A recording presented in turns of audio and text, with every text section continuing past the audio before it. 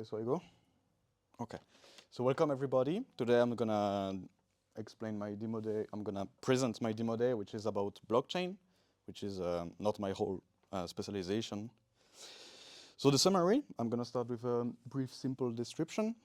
So the description of the project. I'm gonna continue with a team introduction, the technology used. Gonna continue with the architecture and the code algorithm. After that, I'm gonna display you a quick live demo. Well, it's not live because my program doesn't run on Mac, so it's recorded. Then the challenges I had to overcome, and we're gonna finish with a conclusion.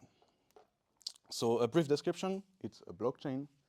So a blockchain, I'm gonna have to explain that before explaining my project. So a blockchain is at the base of the base a linked list. It's a linked list of blocks.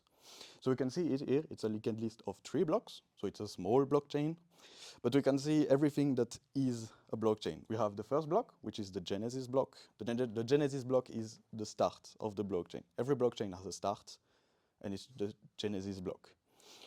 So a linked list, a blockchain is a linked list with extra steps to make it more secure. You can see here one of the few steps to make it more secure. It's the hash of the whole block and the previous hash, which is the hash of the previous block. We can see here because the previous hash is the hash of the previous block. So this is one way of making it more secure, because we cannot add a block in the middle of the thing, because if we add a block in the middle of the linked list, the whole hash list is broken, so the blockchain is completely invalidated. If you add a block in the middle, you have to update the previous hash of the block after, which doesn't corrobore because it's linked to one block that is 2 steps before. So you cannot invalidate a blockchain unless you change all the next previous hash, which makes it more secure in one way. So a block is defined in C like this. This is, it has 4 fields, which looks simple. We have the first field, which is the info of the block. It contains timestamps, difficulty, nonce, all kind of info. This is also where the previous hash is stored. So it acts like an array. It's quite simple to read the structure. And then we have the data. In this project, it's usually empty. We had to put the data, but we can put basically anything in the data. This is the data field. Then we have a list of transactions, which I'm gonna explain just after this. And then we have the hash, which is the hash of the whole block. So this is how it's defined. So a transaction, if I have, for example, 50 bitcoins, and I want to give 25 bitcoins to someone, the blockchain is gonna do a transaction. So the transaction is usually to split one box. So I have a box of 50 bitcoins, and I split it in 2. That's what it does here. And then it sets the owner of, well, here, Y, which would be me or anyone, X, which will be the other part. So this is how a blockchain works, because you have a box, and this box is set at a one time, and then to split it or merge it, you have to split this box. You cannot, the box is statically typed in time. You cannot change it. It's not like a class where you do, that box dot value minus 25, well, minus equal 25, because the box is statically typed. So you have to create a new box and set its owner to its new one. If I have 50 bitcoins, I took bitcoins, but could be anything, but in 2 boxes of 25, but I want to give 50 bitcoins. The blockchain, since it cannot change the value of the boxes, it's gonna merge those 2 boxes of 25 and create a new box of 50 and grant this owner to whoever I want to send those 50 bitcoins. So this is how transaction works. It's a list. It's 2 linked lists actually, which has in and out and value owner, and it kinda works like that. It's how blockchain works. Like it works with boxes that are typed in time. So a visual representation was what I wanted to do. So this is a block. We can see on the first 4 lines that is welcoming lines to say this is a blockchain visualization program, it's listening. And then we have the block, which is the new block, 0 for Genesis. It has, as we can see, the info, which is timestamp, difficulty, nonce, previous hash, the current hash, and then a list of transactions. Since it's the Genesis block, it's all empty.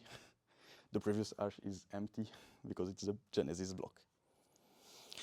So now that you basically know what a blockchain is, we're gonna continue with the team introduction. So there's me and my cat. It annoyed me a lot during this project. I used Git because Git is cool. Like we have to use Git, but my Git is quite simple. It's just a straightforward branch which has all the push. I don't need to split branch into dev and feature like I could do, but it's just a waste of time since I'm alone. It's not a waste of time for any project, but for mine project, since I'm alone, it's quite useless. I used NeoVim, so this is just to say which editor I used because NeoVim is minimalist and allows me to browse the file and do what I have to do without doing other things that VS Code does, and I don't like VS Code. Technology used. I used native C because I don't need much more. We have the OpenSSL library, which allows me to hash and create wallets, so basically hashes. And then the linked list libs, which is provided by Alberton, which is a linked list library, which I hate because it has hidden fields, but I had to use it. So this is all the technology used, straightforward. So we're gonna continue with the architecture. So we have two programs. The base CLR program, which interacts with the blockchain, so you can mine, get info, send coin. And then we have the visual representation, which represents the blocks in the blockchain. So the base CLI program, it connects to a socket. It does whatever you want to do, so send, mine a block. And when you mine a block, it's gonna serialize this block into an array of char and send it to the socket. This is what the CLI program, then you do whatever you want with the blockchain. And then at this point, the visual representation, it opens a socket. It waits for the CLI to connect. This is the first line we saw in the visual representation, waiting for a blockchain. Then it waits to receive a block. When it receives a block, it deserializes the block into a usable struct, and it displays the block. So straightforward. We're gonna continue with an algorithm and a code snippet I kinda like, which is the serialization of the block. So we can see the first two lines that serialize the info, then the second two lines which serialize the hash. So at this point, we have almost everything of the block. We just need the transaction, which is the hardest part to serialize, because it's a list of two lists. So it's a list of objects, which is each object have two lists. And it's quite hard to serialize. So to help me this, I have to 6 and 7 lines which serialize an int, so size of int. I could have put 4, I put size of int. And serialize the list size of the transaction. So it helped me to deserialize everything. This is it. So now it's a live demo. Well, it's not live because it doesn't work on my macOS, as I said. So we can see here, wait, I'm gonna pause really quick. We have two terminals. The first one is the CLI, which interact with the blockchains and do whatever you want to do with the blockchain. And the second program, which is the visual representation, which represents the blockchain. We have to start the visual before because it has to open a socket, and then the CLI has to, because the CLI has to connect to a socket, but the socket has to be opened before. So we start the visual first. Okay. Up, I see, we can see that it's listening for a blockchain. And now we can see as soon as I connect into the blockchain, there's the Genesis block displayed. Because every blockchain has a Genesis block at start. It's everywhere. I displayed the info of the blockchain, so it has 1 for the Genesis. UTXO, ETX pool, the X pool are the transaction related to transactions, and the coins are the coins available in the blockchains. The blockchain, sorry. So we can see here I mined one. It's empty. So we can see I mined one, so we can see the hash of this whole blocks. It got mined via mine at the blockchain. And we can see it as the previous hash, which is the previous hash of the Genesis block. And so on and so on. So we can say I have 2 blocks. So I'm gonna send 25 coins to someone. So this is a wallet hash. It's a CHA256. So it's gonna generating the change. As we can see, it creates 2 boxes and allow own. And here I can mine, block, mine, etc. And then I exit, and it displayed the block. So, okay, nice. Challenges, segfault. I hate segfaults. It's very hard to, for me, it's really hard to debug them. So in every makefiles I do, there's a debug field with -g, so I can use GBD and can that trace the segfault, because the default C has not much given utils to debug segfaults. And then the serialization and deserialization. I did serialization and deserialization in C#, but it was way harder in C. And I didn't think it would be an issue for me. That was one of the biggest challenges I had, because it put, I don't know why, null characters into my array of char, and I have no idea why.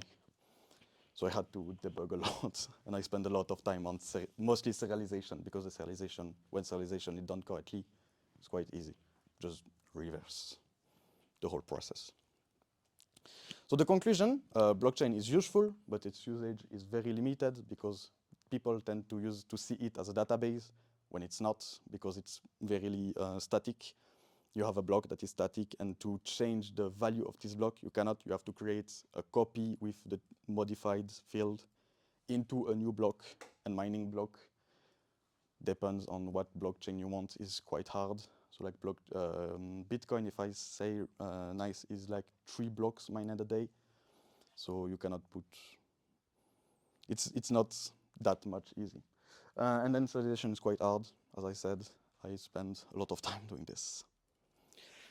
Okay, so here, if you have any questions, feel free to ask any questions. Thank you.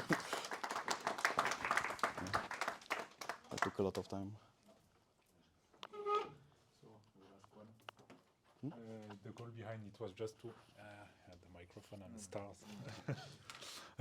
Just to understand the goal behind it was just to play and to build a blockchain, or you have a project behind? I had like a month to create a blockchain. So like the whole blockchain system, like crypto, to create wallets and hash. Then I had to create the block structure and the blockchain structure, which are linked list with many steps to validate that the blockchain, like every time you want to put a block, you had to validate the whole blockchain and to validate the whole transactions, etc., etc. So it was quite hard. And then I had a week to create the CLI that we see. It was this terminal to interact with the blockchain. So this is easy, because it's simply you had created the whole blockchain and you just interact with it. So it was the easiest part, really, with big. And then I had no idea what to do. And so I just did a visualization. I had another idea, which was to get rid of the OpenSSL lib. So to create my own OpenSSL lib, which just create wallets and hash things, but not because it's hard, but because I already did a project which was a hashing machine using log2 and etc.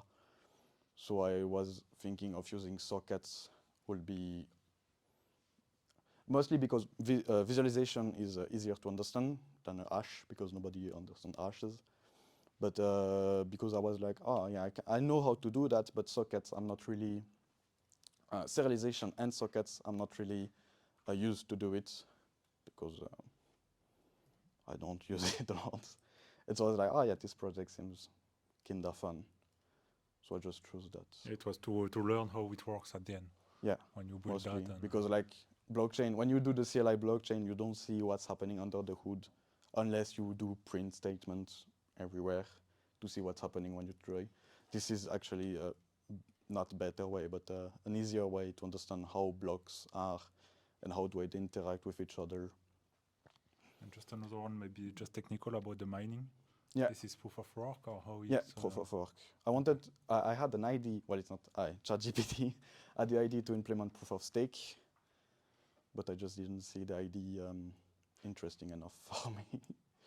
So I just did proof of work. I can explain. No, You I know guess how it's the fine proof of because work I'm just works? maybe the only one a bit geek. I was a geek in the past, no more here, but Proof of work, but very fast. Proof of work is like who worked the hardest is the reference one. So like if one blockchain mined like more blocks, this one is prioritized over the other that mine less.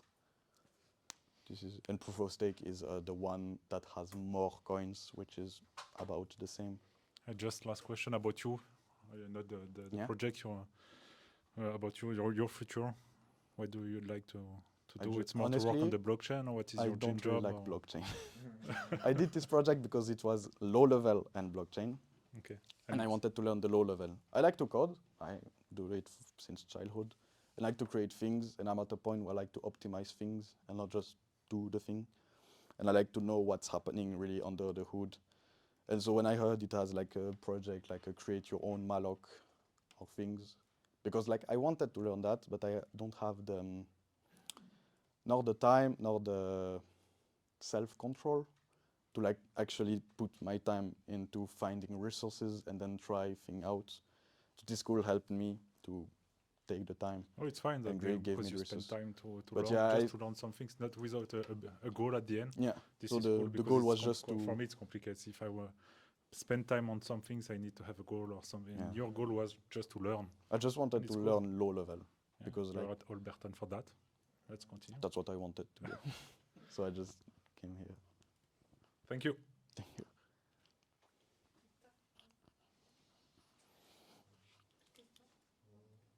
All good. Merci Maurice.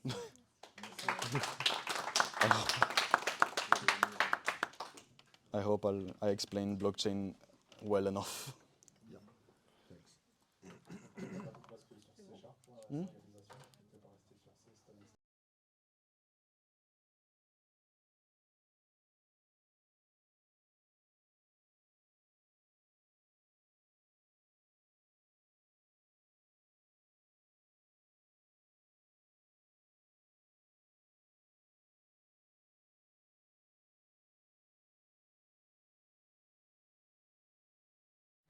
Okay, so let me introduce you to my project, which is called Raised Vision. My name is Gregory, and I'm from the C22. So why machine learning? What a good question. I used to be an IT worker for 15 years. I've been a DBA, and then I have been a mortgage broker, and I want to come back to IT for various reasons. So how can I make a good comeback? I have chosen a promising technique. So for me, machine learning is quite promising, so it's a good way to go back to IT. So what is machine learning? There is really three types of machine learnings. And for my project, we will use a supervised learning, which means we provide to the machine datas, and we have one set of datas to check if the output is what we expect. So since we have data sets input and output to check, this is supervised. Okay. So back to the project. So for this project, I will try to determine what will be the result lap by lap of a Formula One race. Okay. So I gathered all my data from a database online, which is called ErgasDB. And from this DB, I have extracted a few CSV. So you can see it with race, driver standing, etc., etc.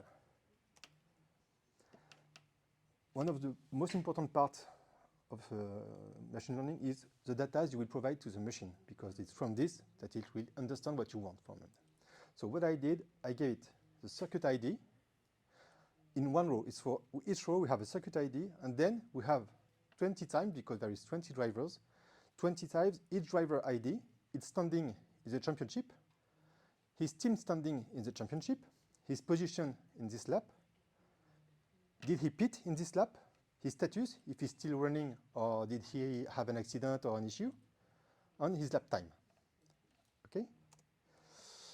The thing is, if a pilot has an ID of 1 and another one have an ID of 5, the machine may understand that 5 is 5 times bigger or worse than 1. So you have to normalize it to make it a category. Okay, and for this I use 1 hot. For example, in this example, we have the pilot with the ID 6. What I do a one hot of 10, and there is only 0 except in the 6th position, where is the 1. So the machine will understand it is the 6th pilot, but he will not be better than the 1. There is no relationship between the two because it's 2 categories. So it is very interesting for us to normalize the data this way. So what I will feed back to the machine finally, the format will be the circuit ID with 130 dimensions, drivers 130, etc., etc. The question you may ask is, why do I need 130 dimensions to provide one driver ID or a circuit ID? The answer is simple, is that because when I started my project, I checked how many drivers drove in Formula One since 1999, and there was 123. So I provided 130.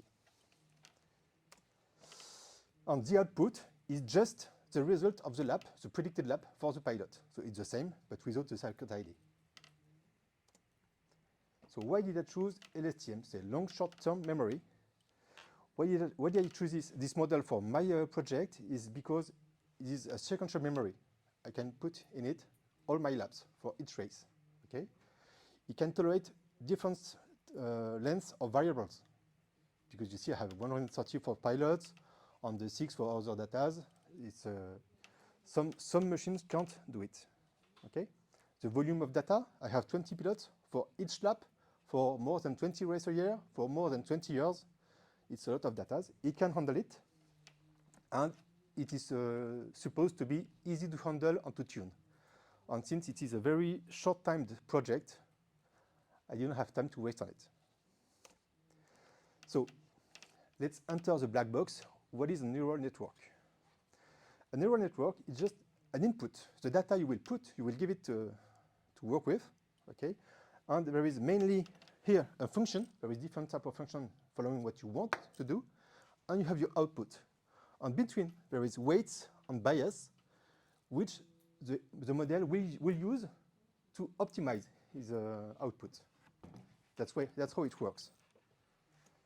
So for my project, we will have more than 4,000 inputs, because 20 drivers for 70 laps, for example. We have two layers of activation function with 800 nodes, and the output will be of 1,200 nodes also. Okay, this is the architecture I will use. So how do the model work to optimize his output? So let's assume we have a list of 3 data giving the weight and the height of someone. The thing is, we will try to assume the height of someone given his weight. So here, regarding how the data look, we have a line here, which is about in the middle. And from this, we'll try to predict that if you are this weight, your height will be this. Okay? Now we will try to optimize it. So how do we do that? We will measure the difference between the data and what we predicted. Okay? We will sum these 3 differences and we'll put it in another table. Okay? And so we start with 0 here. We start somewhere. So we start here, 0. And then we'll move our line and do the sum each time.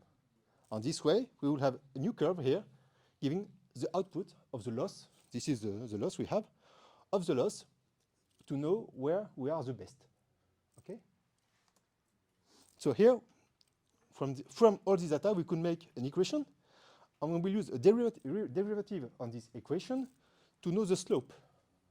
Okay? And the slope is, for us, a way to understand how far we are, because the more the slope is important, the less you are accurate, because it has to be flat. Okay? So when we do optimize, we check the slope to see if we are far or not from the optimal result. So how do we do it? We have a gradient. This is called a gradient descent because it descends along the curve here. So we have an initial weight, which is quite random. usually, and it will perform steps when we ask him to go down. And the main purpose of the optimization is to optimize our steps and the step prediction to be very small here to reach the apex here. If our steps are too big, we will be like that, and we will jump over the soft point. That's not what we want. And if it is too small, we will go down too fast, and we will almost no more moving when we are here. So this is the soft point for us to find this point. And here, our example was very simple, but you can have this kind of graphic. And if your optimization, your gradient descent goes here, you're screwed, because you will think you are good, but in fact, the best solution is here. So it's very tricky. So let's go back to our neural network, because we will use recurrent neural network. What is it? It is the same, but when we add data in it, it will not give the output right now. It will loop on the new input. Okay, so one input, we use our function, other input, up, we loop, and we go on like that. The problem is that if we unroll it, that each time we have weight to apply on our output here, we apply a weight.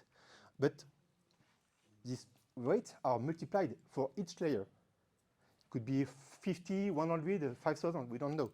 But if you have a weight which is important, it will be multiplied by itself for 100 times. So our gradient will be enormous. It will explode. So it's not possible to work on it.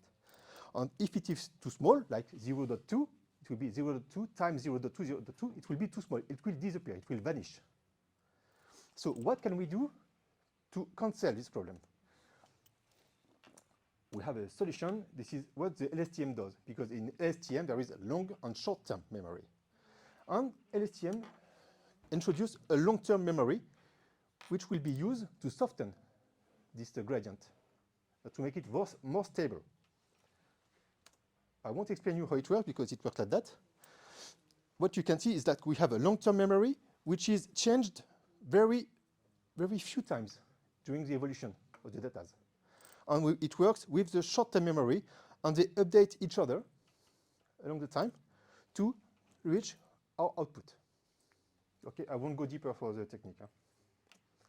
So let's go back to the project. This is the Streamlight interface. So you will be able to input the season you want, the round you want, and the total number of laps will appear here. It's automatic. Okay? And then you will click on predict, and the result will appear. It will appear like that. So here you have a ranking with the driver, his position, the difference between this lap and the lap where he will pit. If he has an issue, where they are all good, and his time lap.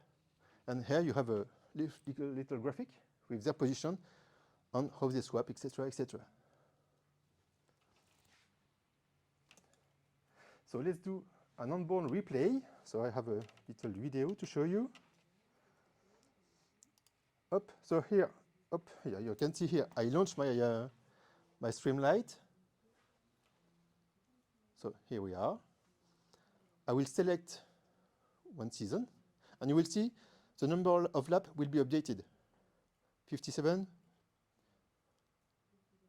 But this race had 57.2, but this one, it changes to 52. Okay?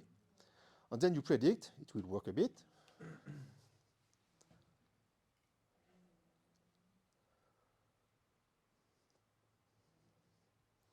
And here we are.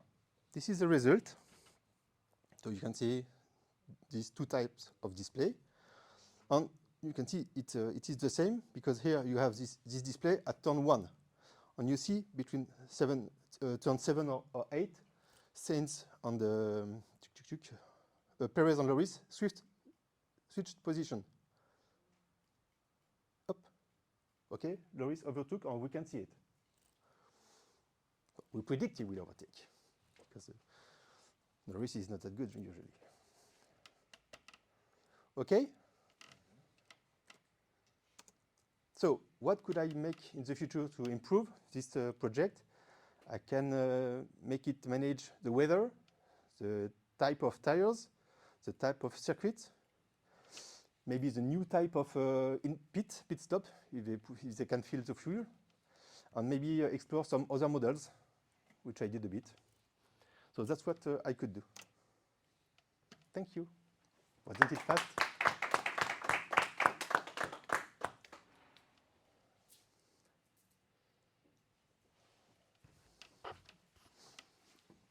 Alastar. It's so technical.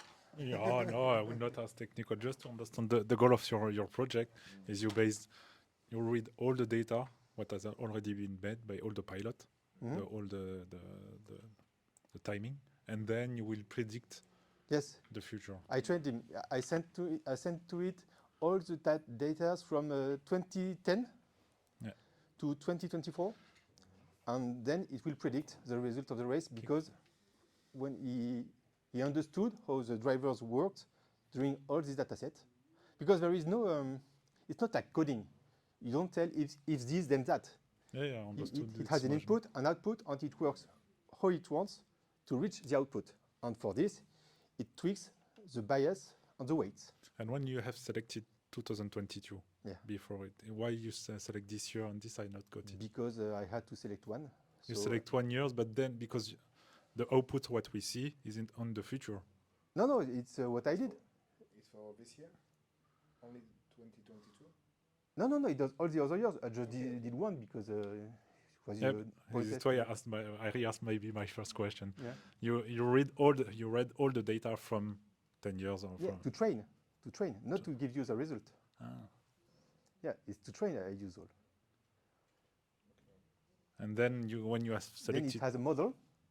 And the model, when you ask him a question for this year on this race, what do you predict? And knowing what he knows, he will give you this answer. Okay.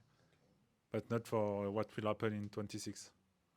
It can do it for 26 also. How? How? Because he knows how it works. So 26, maybe 2025, because I don't have data for the end of the year for 2025. So maybe it could be it could work only of 2025 or not 2020, or it will be less accurate because we won't have the short-term memory of what happened in the last race or the last laps. So there will be a gap because if the team performances change between the moment we don't have any more data and the race we want to predict, we won't see it. Okay, so to be accurate, we need to keep in memory, in the long-term memory, what the pilot did in the qualifying on the first lap, on his position in the championship, because it's not because the championship leader had a bad lap that he's bad all the time. That's why we use the long-term memory to remember that he used to be good before. Okay, so if you don't have the short-term memory because maybe he has an issue on his car, is not as good as before, it's a mix of the two that allows to do the prediction quite precisely. Did you do all the formula behind? Because there is a lot of mathematics. No. It's No, you don't do existing models and use that way. Yeah. You use a model and it did it all by itself. That's the magic of machine learning. Can I ask in French? Yes. Ouais, je vais poser ma question. Je vais essayer de te dire clairement ce que Ouais. je ne comprends pas. C'est la relation. J'ai compris, tu as rentré toutes les datas Oui. des 25 dernières années. Oui. C'est ça. Oui. Pour 15 dernières. 15 dernières années, pardon. 2010 à 2024, Ouais, c'est ça. Et en fonction des résultats qu'il y a eu sur toutes ces courses, ça donne des prédictions sur la suite. On est d'accord? Oui. Est-ce qu'il ne manque pas un lien, justement, avec toute la partie constructeur, mécanique C'est pour ça que dans le... il manque quelque chose pour que ce soit fiable. Alors ça, c'est le travail de l'ingénieur de donner ce qu'il lui faut. Et c'est pour ça que moi, pour qu'il ait une idée de la voiture, la performance de la voiture, je lui donne le classement au classement des constructeurs. Dans les datasets que j'envoie, il y a le driver championship. Donc il faut bien le mettre en relation avec quelque chose d'autre, on est d'accord. En fait, c'est la machine qui va dire que cette data, c'est vrai que, dis donc, les pilotes qui sont avec ce constructeur-là sont plus performants. Donc il va comprendre que cette variante-là va donner plus de performance aux pilotes. C'est la machine qui le comprend. On ne lui explique rien parce qu'on ne code rien. Donc c'est à nous de lui donner les bonnes datas, bon format. Par exemple, ne pas lui donner un pilote ID 1 ou 10, mais faire un one hot, c'est pour lui dire ça, tu ne vas pas le prendre en compte dans le calcul des performances. Mais lui donner d'autres trucs avec des formats float ou integer, qui va pouvoir comparer justement, parce que ça induit une comparaison. Là, il va se dire, oui, celui-là, il est plus rapide et celui-là, il est moins rapide. Ok. Si je suis directeur d'une écurie et que tu dois me le vendre, ça, qu'est-ce que j'y gagne à la fin? Alors, si tu es un directeur d'écurie, tu n'auras pas besoin de ça parce qu'ils ont des trucs super, Disons que j'ai pas. super aboutis. Bah, Disons que j'ai pas. si tu n'as pas et que mon truc, il peut gérer les types de pneus et puis plein d'autres choses en plus, et c'est ce qu'ils font en longueur de course, en fait. Ils passent leur temps. En fait, ils ont un truc comme ça, à longueur de course, pour leur dire quand est-ce que c'est le plus intéressant de piter, parce qu'ils auront personne qui va sortir devant eux comme retardataire. Donc, ils ont un truc qui fait ça, en temps réel, comme moi, qui va leur dire, là, maintenant, c'est intéressant de rentrer au stand parce que tu n'auras personne devant toi quand tu vas sortir. Voilà. Et ils font aussi des simulations pour savoir s'il vaut mieux commencer avec les pneus tendres ou avec les pneus médiums. Et faire 2 ou 3 heures. Ils ont plein de simulations comme ça. Et c'est basé sur ça. C'est comme ça. C'est le même modèle, en plus compliqué. Du coup, la touche marketing, pourquoi machine learning et pas AI? Parce qu'en ce moment, c'est AI, tu l'as un peu de long entre machine learning, c'est l'ancien mot marketing de l'intelligence artificielle. Mhm. Je pense que dans 2-3 ans, on n'entendra plus intelligence artificielle. Il sera has-been, ce sera un nouveau mot parce que c'est vrai que machine learning et toutes ces choses-là existent. Quoi, les réseaux neuronaux là, Mhm. existent depuis, je pense, avant que je sois né. Oui, c'est vrai. Pourquoi tu choisis machine learning et pas AI pour faire un peu... Bah parce qu'ils font pas AI déjà. Je suis Alberton. Ah, bah, Donc j'ai fait ce qu'ils parce avaient. qu'ils utilisent encore l'ancien nom, mais c'est la même chose. AI, machine Ah oui, learning. oui, oui. En fait, tu as différents, et tu l'as bien dit Oui, tout à c'est l'heure, un au synonyme. début, c'est que tu as Tu as différentes écoles. différents types de machine learning, Hmm. et tu as du comment on dit, des liens neuraux. Neural network. C'est ça, et après, tu as plutôt Alors, du c'est à AI, peu près t'as tout basé beaucoup sur du de- neural network. C'est tout basé sur du neural network, mais c'est comment tu le génères. Le mien, c'est supervisé, c'est-à-dire que tu as des data en entrée et tu sais ce que tu attends en sortie. Après, tu as la unsupervised. Tu as des data en entrée et c'est elle, la machine, qui va trouver des relations entre les data, qui va les trier. Beaucoup en pharmacologie, par exemple. Et après, tu as le reinforcement learning, où tu prends, par exemple, un quadrillage. Tu as un petit bonhomme qui va commencer là, il doit arriver ici, et au milieu, il y a des trous. Et donc, il va essayer tous les chemins possibles, et avec un système de reward, il va finir par comprendre le chemin le plus intéressant pour lui pour arriver là. Et c'est comme ça que sont faites les IA dans les jeux vidéo, par exemple. Donc, c'est ces 3 grandes écoles-là. Mais oui, en gros, c'est parce qu'ils l'ont, j'avais compris. Ils l'ont appelé machine learning, mais ils peuvent l'appeler AI demain. Oui, c'est pareil. Appelle machine learning, intelligence artificielle, les deux. Ouais, quand tu regardes, il y a quelques Non années, commercial. c'est ça, il y a une époque où on parlait tout le temps de machine learning et j'ai rarement des... Est-ce que tu viens du milieu où c'est un secteur passion? Le milieu de la Formule 1? Ouais, Ah non, non. ok. Enfin, j'ai l'impression d'être un petit peu du milieu le dimanche matin, mais Ok, je ça comprends. s'arrête là, quoi. Je comprends. Dans le simulateur. Ouais, non, c'est ça. Ok, c'est un secteur passion. Oui, oui, ok. parce que en fait, j'ai aucune imagination et quand on m'a dit il faut faire un projet, je me suis dit d'accord, mais lequel? Ok. Donc ça a été déjà le premier gros test. Qu'est-ce que je vais faire? On m'a dit fais un truc que t'aimes. Ah bon, bah Formule 1. Très bien. Et ce produit, est-ce que tu l'as testé? Oui, bah quand je fais la démonstration, là, c'est ce que je fais, je teste.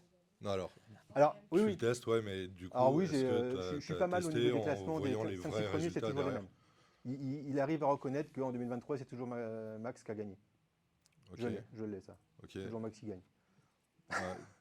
J'ai fait des tests. Tu peux pas le... Enfin, Non, là, je peux pas le faire tourner, mais ouais, quand j'ai fait mes tests, ça t'as marche. déjà essayé de le faire tester sur une course très récente, là, pour voir si effectivement ça... Non, alors pour tout te dire, j'ai fini de le préparer ce matin à 4 heures. Ok, Donc j'ai pas eu trop de temps pour le je tester sur comprends, d'autres je trucs. comprends. Il n'y a pas eu de course entre 4h et 16h. Non, C'est malheureusement, non. effectivement. Ok, ça marche. Et alors, par contre, alors, je comprends l'objectif du produit. Moi, il y a un truc qui me bloque un petit peu, c'est de me dire, mais comment est-ce que ça peut marcher dans la mesure où il y a aussi une grosse part qui n'est pas prise en compte là-dedans, qui est l'état psychologique du pilote à ce moment-là. Bah, en fait, c'est intrinsèquement pris en compte, puisqu'il a eu un état psychologique dans les 15 ans qui ont précédé. Ouais, il peut se passer n'importe quoi du jour au lendemain pour Oui, mais ça n'importe s'est qui. passé pendant 15 ans aussi. Donc en fait, dans les résultats nets, on tient compte de ça aussi finalement. Le côté psychologique du pilote, tu le vois dans ses résultats. Et les résultats, c'est tout ce qu'on a ici. Alors après, on peut mettre des profils psychologiques dans le truc, mais ça va l'alourdir un peu. Oui, c'est compliqué Ouais, de c'est sortir sûr. un truc que sa mère décède, mais oui, mais je vois l'idée quand même. Bah, c'est déjà la météo. Si tu veux Ouais, par exemple, ouais. dessus à jouer, c'est déjà la météo. Je Ouais. pense que ça, c'est un point vraiment important qui va... Et du coup, s'il y avait la météo, bah, on verrait que quand il pleut, la machine va comprendre que quand il pleut, tel pilote performe plus que d'habitude. Ok. Voilà. Ok, ça marche. Et bah ouais, en tout cas, c'est intéressant comme projet, c'est cool. Oui, c'était intéressant. Je suis content de l'avoir choisi parce que ça m'a intéressé. Trop bien. Et sinon, je pense pas que j'aurais travaillé autant dessus